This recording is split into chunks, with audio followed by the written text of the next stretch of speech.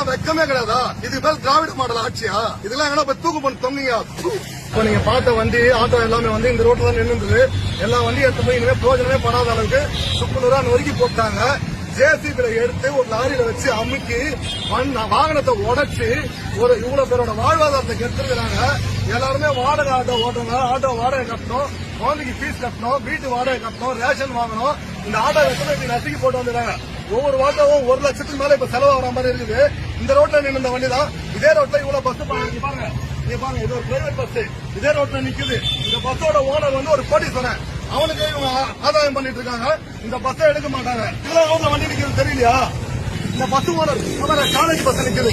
கோடீஸ்வரன். இந்த பஸ் ஓனர்லாம் கோடீஸ்வரன்.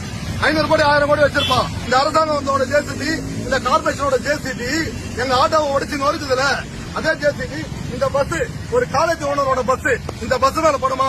இது ஜனநாயகமா? இது ஜனநாயகமா? இது ஒரு வண்டி ரோபாலுக்கு எடுத்து பண்ணி ஸ்டேஷன்ல நிறுத்தணும். நான் புக்கை சப்மிட் பண்ணிட்டு ஃபைன் கட்டிட்டு வண்டி எடுத்துட்டு போறேன்.